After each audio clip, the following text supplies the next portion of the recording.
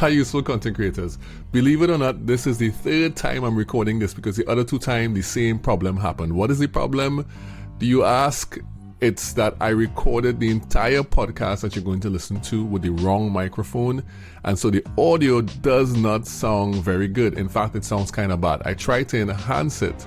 I tried to improve it using the Scripts Studio Sound tool, and that made it sound a little bit better, but overall it's not up to the make useful content quality, so I just wanted to warn you ahead of time. The good news is that it's only my mic. My guest mic, Liam, was perfect. His audio sounds great, and so when he speaks you'll be able to get clear audio and get good value out of what he is saying. I just wanted to warn you ahead of time because I know there will be questions about why does this sound like this. It doesn't usually sound like this. So enjoy the episode besides that, and next time I'll be sure to check the mic before I record. We all make mistakes.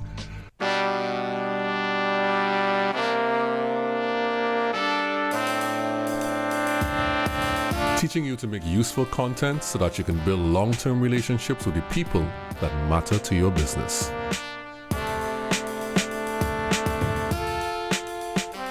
Hello and welcome to Useful Content. Today we have a brand new teacher in our Useful Content classroom, Liam Darmody. Hi, Liam. Hello. Thank you for having me here. I appreciate it. It's great to see you, Juma. Yes, it's great to see you, and especially in the context of Liam's brand style and the new things that you've been doing. I know we know each other from way back in the days on LinkedIn and particularly Clubhouse, so it's really great to have you on. I don't know why it took so long to get you here. So can you share with the people what you do and how you help your clients make useful content? Yeah, absolutely. So my company, Liam's Brand Stand, I started it in August 2023. And really it's a consultancy that helps coaches, founders, and executives build personal brands that attract clients, talent, and opportunity. And I started this because for the last 4 years, I've been posting very intentionally on LinkedIn just about things that I was passionate about. And so many fantastic opportunities fell in my lap, seemingly, just from the activity that I had on the platform and the relationships that I built there. And so, I just decided I wanted to try and teach other people how to leverage the platform the way that I have been able to leverage it for, personal and professional benefit. And it's been great so far. I'm really having a lot of fun.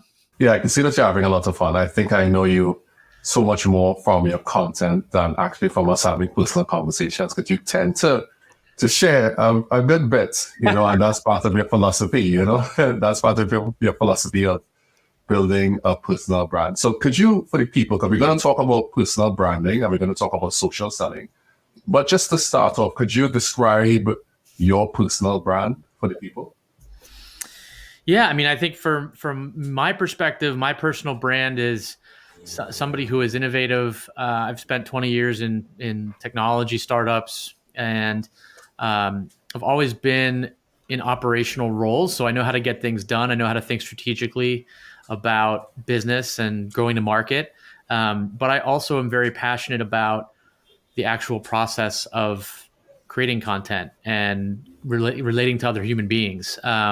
And so I have this unique blend of operational and creative that, when combined into one, works out really well and helps me build a business and help other people build businesses that are relatable and to sort of get over their imposter syndrome or their fear of letting their voice be heard. I think a lot of people kind of overestimate the importance of professional brands, right? It's like, people relate to people. They don't relate to brands as much. And so the more people can share their voice and give people a window into their world, the more likely people are going to want to walk in and have a conversation. And conversation is where opportunity lives, right? And so if you can have conversation with lots of different people on a regular basis, you'll find opportunity and manifest serendipity that didn't exist otherwise. And so that's basically, in a nutshell, kind of what I do. I'm a hot sauce fanatic. As you can sort of see in my background here, I've got like 65 hot sauces in homemade racks that I made with my neighbor who's a woodworker. And all of these things are just part of who I am as a person. And I've chosen to share those things with people broadly across the world on LinkedIn. And, a lot of fantastic things have happened because of that. So I'm trying to help other people do the same. Yeah, that hot sauce thing was something that stood out to me in the very beginning, because where I'm from, hot sauce, or as we call it, pepper, is a thing. And I know you've tasted some Trini pepper already. Maybe one of these good days we can link up on that as well. I tried the one that you sent me was Birdie's, right? And I found it. I got it from Amazon. It was delicious. Yeah, and they have like 6 different varieties now. I have like 2 different kinds in the fridge right now. Nice. So it's all good. But from what accounts, you believe that a personal brand should actually be personal, yes? Absolutely.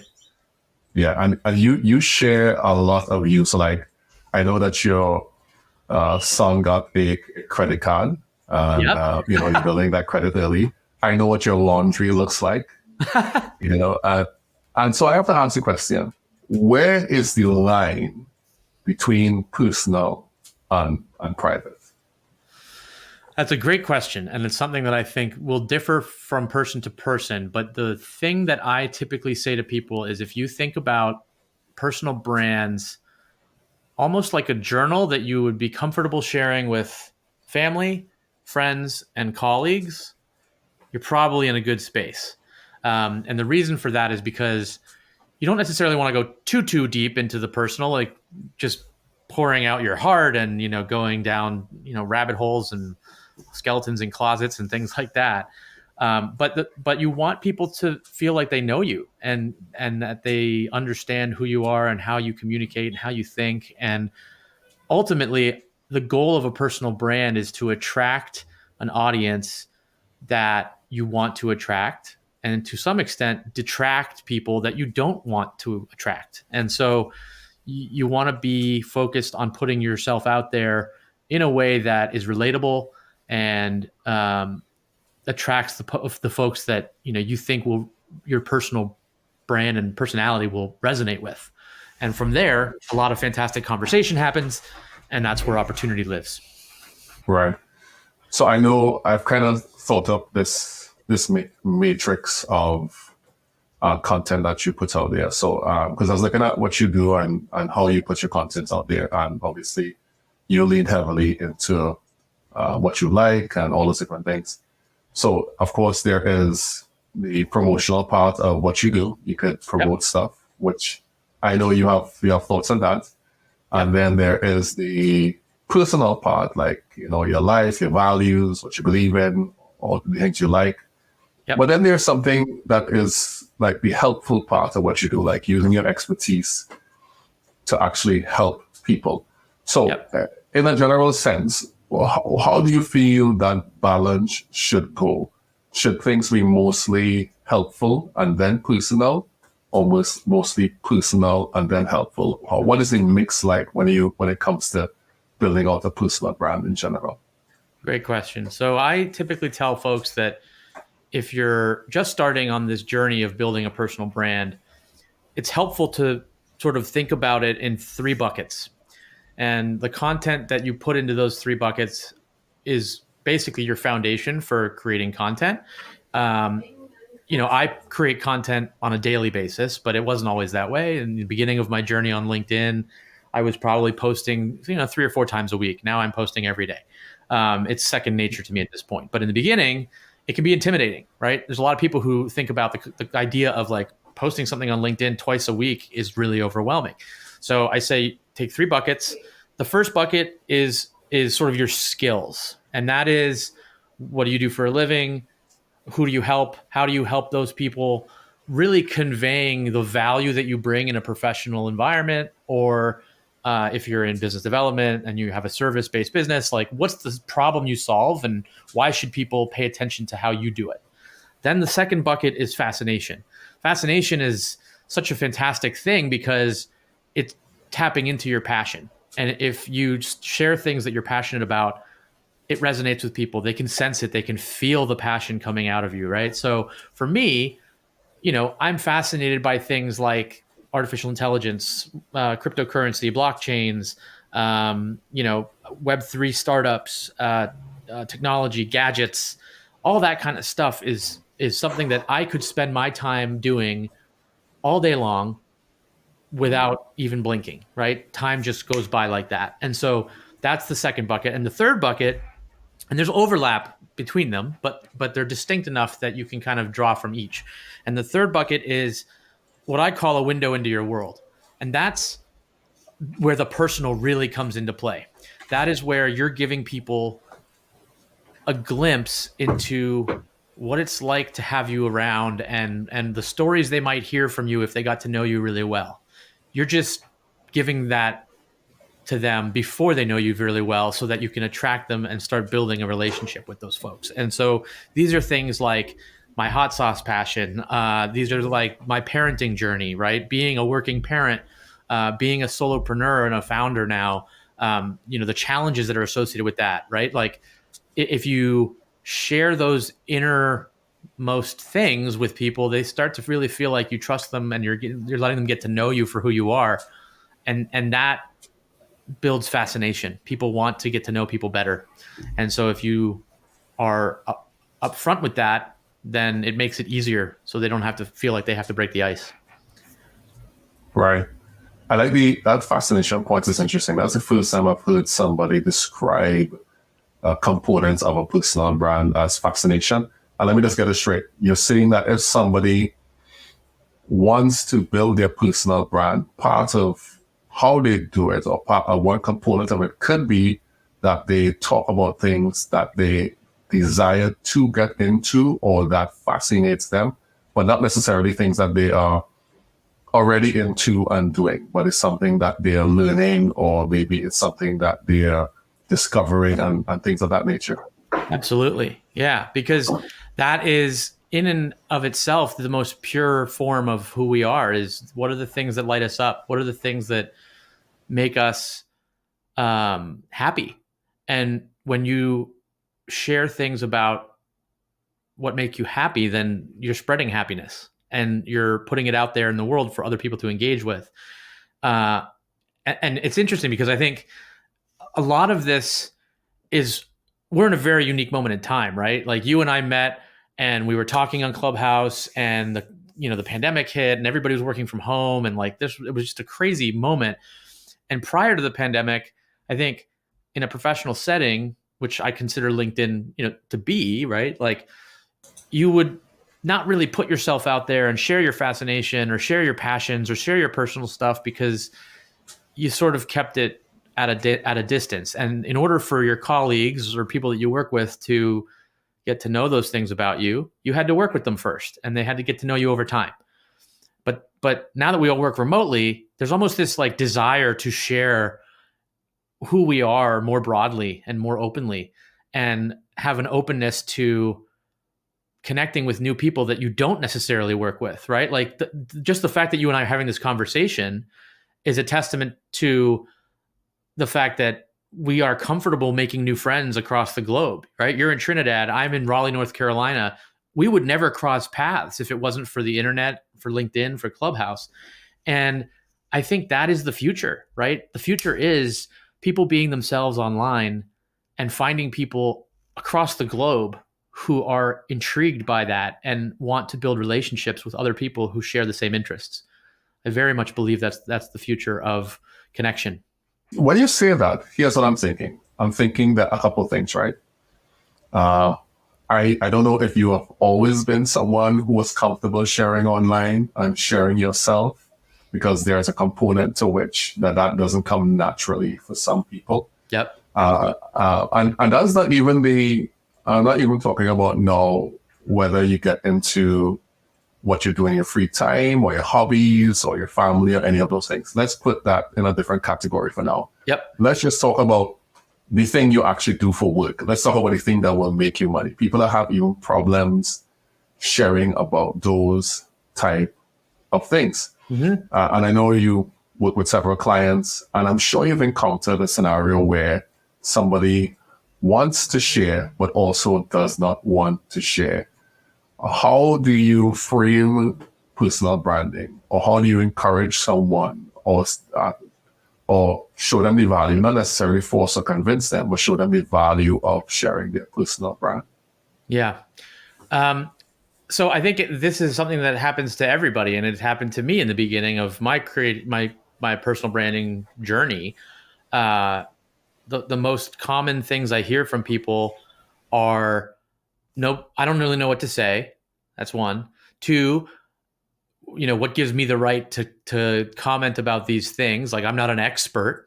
And my counter to that is, well, you don't have to be an expert, right? You can have an opinion about something or a perspective on an approach to something. So if you're, whatever your business might be, you have an opinion about how to run that business or how to perform that function, or an experience that you have with a client or at work. And like, those are things that are just part of your journey. And so I think people think they get too hung up on, people will judge me, people will think critically about what I'm saying, people will think less of me because I put myself out there. When in reality, I have found the opposite to be true. When I started posting on LinkedIn, I got flooded with messages from people that were like, oh, that post resonated with me so much. I love that so much. I wish I could do that. And I'm like, well, why can't you? And like, well, I'm not an expert. I'm worried about what people will think if I post. And it's almost unique to LinkedIn, right? People on other social channels, you're on Instagram, you feel comfortable because you're in a closed environment where your network is already vetted. But on LinkedIn, it's like, okay, I'm out in the open for everybody to see. And I think our natural tendency as humans is to think, what's the good that's going to come from that, or what's the bad that's going to come from that? And we tend to think, well, if I put myself out there, people will criticize me. But it's not true. People typically want to engage with people who are themselves and put it out there. And so I have a series of experiences myself that I relay to clients, and I say, like, look, this is what happened to me when I started doing this. And that's, I'm not a exceptional human. I'm a suburban dad. I'm a husband. I'm a very normal person, but everybody's got a story and everybody's got a personality and everybody's got their own passions. And if you put that out there, people will find it and great things happen. And I think if people just look at things from a glass half full versus the glass half empty, or don't let that imposter inside of them, like that imposter syndrome, take over, and give it a shot, you'll see that really good things happen. And I think on LinkedIn in particular, people tend to be better behaved. Yeah, I like to say there's a self-policing mechanism at play on LinkedIn, because most people don't want their boss or their future employer or their colleagues or their peers to see them being negative or critical or rude to people. And I think that is something that is unique about LinkedIn, is there's a very positive energy on that platform. People like to support each other. People naturally gravitate to the idea that this is a place where if you're struggling with something, you can go and you can find support from perfect strangers, right? Like people will see, I think one of the most interesting things about LinkedIn, and perhaps a silver lining of the times that we've been in over the last 5 years, people never used to post about being laid off, right? Being laid off was this, oh, I can't admit that I was laid off. That's terrible. That's career suicide. And all of a sudden people started saying, no, forget that. Like, it's not my fault I got laid off. Like, this is happening to me, and I'm going to go to this network full of opportunity and I'm going to share that, and people are going to support me. They're going to try and help me. And you see all these posts all the time now of people that got let go, and they're talking about what they do and the value that they add. And hundreds of people are commenting and sharing and reposting because they want to help each other out. I think that's magic, honestly. And so that's just one of the other things that I think is really unique about it, is that the people go out of their way to be nice and supportive of one another, even if they don't know you very well. They just want to help. And that's great. So I've had someone in recent time tell me that that LinkedIn is cringe. No, there's been an article Yeah. talking about LinkedIn being cringe, right? Yep. And one of the things that they cited. Now, this is a friend of mine he is a digital marketer, and he's been doing stuff online for a number of years, quite experienced. And when I came across a LinkedIn, he was like, I've tried LinkedIn, but it's so cringe. People are so like fluffy, and it's always, and there's two levels there. There's one level of the people who try to be influencers or try to be thought leaders, but then they have these stories that are unbelievable. Yep. And then there's another part of it where the other people who are hearing those things are coming in and into the comments and praising the story that sounds unbelievable. So Yep. he was kind of saying, well, I don't want to be a part of that. I don't really want to be a part of that at all. So is there any way that we can avoid that type of personal branding? Yeah, I mean, I think a lot of LinkedIn is in a unique spot because there's still a pretty good opportunity to develop organic reach there, and a lot of other social platforms don't really provide that necessarily. And so, where there's organic reach, there will always be growth hackers who are trying to game the system and take advantage of that organic reach. If that means creating a story that is just far-fetched because they know it's going to get reactions from people, then that's what people will do. If it means getting more business, they're going to try and do that. LinkedIn provides, there's an X in your feed on every post, and you can X out of a post and you can say, I don't want to see this in my feed anymore. And you can just get that out of your feed. And that is really the fastest solve for it. I think as a way to avoid making that mistake, always think about the content that you put out there through the lens of, is this something I genuinely believe? Is this authentic? Is this an accurate representation of myself or the story that I'm telling or whatever? And try not to get sucked into the idea that you're creating content with the goal of getting engagement and getting your vanity metrics to increase. Just focus on being yourself. That's why I use the journal analogy, right? Because when you're writing in a journal, there's no audience. You're just sharing your thoughts and your opinions and your feelings. And that's the most authentic form of self-expression. And if you open that up and put that out on a public platform, people will pay attention to it. It's when you start to try and focus on, I didn't get enough likes, I didn't get enough engagement, I didn't get enough impressions. That's when you start potentially trying to game the system. And that's when the cringe factor comes in. And so the motivations are there. So I always encourage people, fine tune your feed, right? Follow people that really interest you, pique your interest. And if there's stuff that's in your feed that you don't like, X out of it.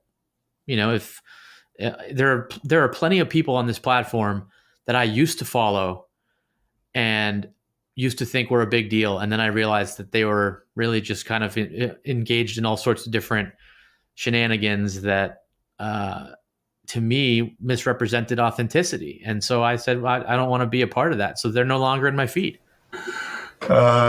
Shenanigans is a mild way to put it. I saw a meme recently that said, if you let somebody shenan once, they're going to shenan again. Yeah, that's great. I'm going to have to use that one. Yeah. So I can relate to that in the sense that you need to, I call it curating your feed. That you keep the people who are valuable. Yep. And you let the people who are not so valuable, they have another audience that they might want to serve. You let them go serve that audience. But for you want to be to the people when you're building a personal brand, very, very specific. And so part of it is something that no one can replicate, which is just you.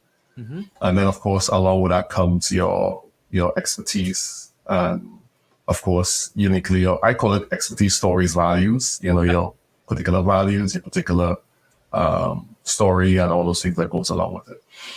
I know you believe it's imperative for everyone to build a personal brand, right? Some people might disagree. Some people might say, I don't want to build a personal brand, but you kind of are. Why do you believe that is the case, that everyone should build a personal brand? Because you don't know what opportunity lies out there if you're not showing up with your eyes open and your voice projecting, right? And so I think I didn't say that very well, but you know, I tell people your resume is what you've done, where you've done it, and when. It's very short, it's succinct, it's bullets, it's, you know, metrics, it's people question if you should have a page longer than a resume, 1 page or 2 pages. And there's a format that's expected of you when you write a resume. But on LinkedIn, it's more about who you are, how you do what you do, why you do what you do. So LinkedIn is more like a context mechanism, a platform for you to provide context to support all those bullets on your resume. And if you think about it, when you work with somebody, yes, the things that they've achieved and accomplished in their career are important. And yes, their skills are important. But their personality and the way that you relate to them and how you get along with them and the value that you get from the conversations that you have with those people, those are really kind of the ultimate drivers to successful collaboration and successful working relationships. So up until people started building personal brands, the only way that somebody would get to know me is through a 3-hour or 4-hour long interview process where I might talk to 6 different people and they get 30 minutes each. And in that 30 minutes, they're supposed to be able to say, yeah, that person will fit in here. That person will be a good part of our culture. That's not enough time. And if you give people more content and more opportunity to get to know you better before they walk through that door, then you're just increasing the likelihood that opportunity will find you. I'll use an anecdote. I'll use a story, right? So I spent the first 18 years of my career primarily working in operations. I've always been very marketing minded, but operations was just where I landed and how I spent my career. I got a phone call from a company asking if I wanted to be considered for a revenue operations role. Interviewed for the job. The chief marketing officer said, I think you could probably do this. But I have a different job that I haven't really fully crystallized yet, but I kind of think you might be the perfect fit for it. So let me tell you about it. And I'm like, all right. He said, we're trying to stand up this recruitment marketing engine. And I think that with your experience in go-to-market operations and branding, you could be the perfect fit for this role. And I was like, well, I'm flattered. That's really nice to hear. But what branding? I don't have branding experience anywhere. And he said, yes, you do. You do branding every day on LinkedIn. And he goes, all I want you to do is take the same approach that you have there and channel it for our company. And I was like, that's when the light bulb went off. That's when I was like, whoa. Because if I had applied for that position, if there was a job description, which there wasn't at the time, which was fine with me. But if there was a job description for that role and I applied to it, the recruiter would have put my resume directly in the trash because I had no brand marketing experience on my resume. But the marketing officer was convinced that I could do it because of what I put out on LinkedIn. And that was really eye-opening for me. And so I took the job. We worked really hard at it for 2 years. We got acquired.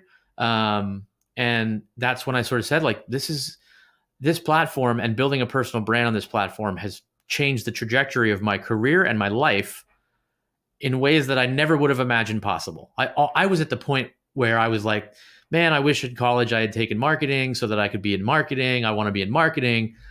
And I just thought it was a foregone conclusion at that point. I was like, well, that ship has sailed. I'll never get to that point. And here I am doing it day to day as an entrepreneur. I never would have imagined it. It's crazy. Yeah, that's an amazing story. But you talk about that before. The thing that stands out to me when you tell that story is the fact that someone else was observing you and discovered that. Yes. Yeah. And that's a massive thing on LinkedIn, right? Not everybody, only 5% of LinkedIn members create content consistently. Only 25% of their billion user base shows up on a monthly basis. So it's still very early in terms of content, right? But there's a lot of people that just digest and lurk. A lot of my clients are people that I've never even seen before. Like they just reach out to me and say, "Hey, I'm happy to see you doing this now. I've been following you for 2 years, and I'd love to learn how to do what you do." And I'm like, "You've never commented on my stuff before. You've never reacted," because they are struggling with that. What you said, right? They're struggling with the idea of building a personal brand, and they think they're worried about appearing cringe, and they're worried about what other people will think. And so they've been sitting back from afar being like, well, I would love to do that, but I can't do that. And now I can help them do that. So it's been great. All right. Yeah, it is. It is a thing that people have scruples about, and they can't seem to bring themselves to make that decision. But for the people who do it, like, for example, you did it, Yep. then there is great value, unseen value, just like the serendipity manifestation you're talking about. Like, you find something valuable that you were not exactly looking for. Yes. And so that for me is a big deal. All right, so let's help the people directly with some advice from Liam now. Sure. I am a business owner. I'm running a business. I'm now getting onto LinkedIn. I want to start building my personal brand. Yep. Where do I start? So first thing is you want to have your profile page in order.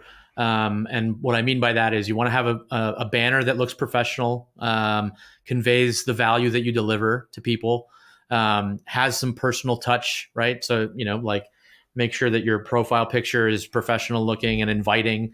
I see a lot of people that take pictures of themselves from, that were clearly a selfie in the back of an Uber or something. And it's like, what are you doing? Like, just, have your friend take a picture of you standing somewhere that isn't, a selfie. It's your first impression. First impressions matter.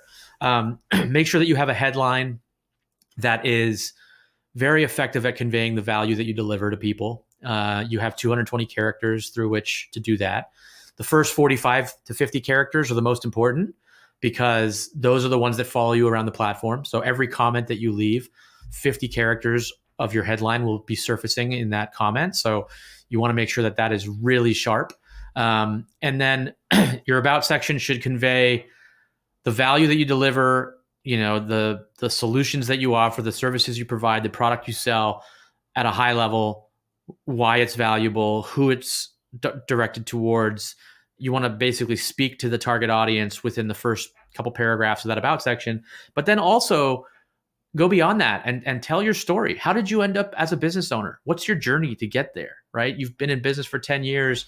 Why did you start the business? What was it that inspired you? Give people a reason to want to connect with you and learn more about who you are and how you can help them, right? So, on my about section, I talk about what I did, what I do now, the value that I deliver, and then I talk about where I'm from, and I talk about, my hobbies and my passion. I talk about, I list all of my personality profile results on my about section. And just yesterday, somebody reached out to me and said, I'm also an ENFP, right? My Myers-Briggs results. And it's like anything that you can put on there that makes it easier for somebody to start a conversation with you is worth putting on there. I put my favorite quotes on there so that they can get a sense for how I approach things, right? One of my favorite quotes is, there are no strangers here, only friends you haven't yet met, which I think, is my approach to LinkedIn and life in general. And that just gives people a sense for how I think and who I am. And that's ultimately what you want to do. Then you want to say, okay, I've got my profile in check. I'm in a good spot. Let me find my ideal customer profile, right? What does my ideal client look like, or my ideal customer look like? And then I want to start finding those people. So I'm going to look for those folks using LinkedIn search, and search for people who have posted on LinkedIn that have that title or work in that industry. And I want to follow those people. I want to comment on their content when they put content out. I want to connect with those people, build relationships. Typically, I will encourage people to follow somebody for a while, engage with some of their content for a little bit, and then reach out to connect, because then you're familiar. It's like a warm introduction a little bit. They're like, oh yeah, I recognize Juma. He's commented on my stuff a few times. Like, maybe let's see if there's more conversation to be had here. And then you connect with people. From there, you go into your DMs, you have conversations, and it doesn't have to be an immediate pitch or anything. In fact, it shouldn't be. It should just be, hey, really looking forward to getting to know you and having your content in my feed a little bit more. If they are definitely a lead or a prospect for you, set up a bookmark list of all of those profiles of those people that you want to start commenting and sort of nurturing and networking with. And then just start building relationships. And that's at a high level kind of how you do it. And then spend a lot of time on the platform commenting on the content of your core profile. So, ultimately a personal brand is about getting on the radar of people that you want to pay attention to you. And if you can effectively do that, then it makes it a lot easier to connect with those people and build relationships. So I'd encourage people to spend 30 minutes a day at least just commenting on content from people that they want to get on the radar of, and see what happens. Yeah, I think that, let me go back to the beginning of kind of the start of what you said, and say that like these days when people attempt to connect with me, I just look to see there's a thing that says following you since. Yep. And I look to see how much, because okay, let's just say they haven't commented on any of my content, right? Let's just say that's the case. Yep. I could see, okay, I could understand that. But how long have you actually been engaging with the content? Because you could be a lurker, you could be like, and like if they send me a connection request in March, following since March, and it's like, you just started, you followed me today, and probably, and here's the funny thing. The funny thing is that when you send a connection request, you automatically follow. Is that true? Yep, that's right. Yeah, so sometimes the connection request is the follow, in which case it's like, I'm not sure, how much you read this, Yeah. And those are the little things that's interesting. Like LinkedIn is so full of little signals that you can use to determine someone is genuine or not, right? Like if somebody says, I've been following you for a long time, and they just started following you a week ago, I mean, maybe that's their definition of a long time, but it's not mine. And so I will probably think less of that person's sort of authenticity and ingenuity, right? Like that's not really the right way to do it. You have to put in the time and put in the work and really be determined and focused on having conversation and building connection. I mean, LinkedIn is literally just an online version of a networking event, but it's global and it's 24/7, 365 if you want it to be. You don't have any geographic limitations. You're just thinking about it as shaking somebody's hand. I'm Juma. I'm Liam. Nice to meet you. Tell me about yourself. Tell me about what you like to do, yada, yada, yada, getting to know people, and then seeing if there's mutual, benefit to being in a relationship with somebody and see what happens. And it's just like networking. And you wouldn't go to somebody at a networking event and immediately start pitching them. And you wouldn't go to somebody at a networking event and have them extend their hand to you, and then you just kind of stand there awkwardly and don't respond, right? Like, so if you sort of try to connect that parallel, a lot of interesting opportunity exists. Yeah, that's excellent. That's a good way. And that's a good way to end off our conversation here. I wish we could talk for longer, but I know both of us, we have things to do outside of this conversation. So could you please share with the people where they can find you online? Because I'm sure they want to learn more about Liam's brand stand after hearing what you've spoken about. Yeah. So the best place to find me is on LinkedIn. And there's only 3 Liam Darmodys in the world. One is in North America. One is in London. He and I have actually met in Australia. He's from Sydney. And he and I had beers and kangaroo pizza in Sydney 10 years ago. What? Yeah. Like I'm telling you, man, like that, this whole trend of like online just being a great place to discover new relationships. And then the other one's in Ireland, and he's not active at all. So you'll see me when you see me. You can also go to my website, which is liamsbrandstand.com. And drop me a line. Tell me that you saw me on Juma's show. And, a friend of Juma's is a friend of mine. So I look forward to chatting with anybody that's interested in talking. I hold that title with great honor. Thank you so much. It's been so good talking with you, Liam. Likewise. And students, thank you so much for joining us in the Useful Content Classroom. Useful Content Classroom. Dismissed. That was great. And we're clear. Awesome. That was great. Thanks, Juma. You're most welcome, man. You're most welcome, man. I wish we had more time to dive deep and do the backstroke and all those different things. We can always do it again sometime. That works. But yeah, this was really great. I really appreciate you having me on. Anything I can do to help you, man? Not off the top of my head, but I'll sure think of something. All right, sounds good. Well, when you do, the offer stands. Okay, great. Oh, yeah, we'll talk about social selling next time. Maybe we can expand. Yeah, no worries. All good. Yeah. All right, take care, and I'll see you on the platform there. Thanks again. Take care, boss. Bye. The Useful Content Podcast is brought to you and produced by Relate Studios. You can see the work we do on our website at relatestudios.com. If you like what you've heard on the podcast today, please follow and come back in 2 weeks for another great episode. And if you want to get more useful content in between that, you can follow me, Juma Bannister, on LinkedIn and on Twitter. We all know it's still Twitter. See you soon in the Useful Content Classroom.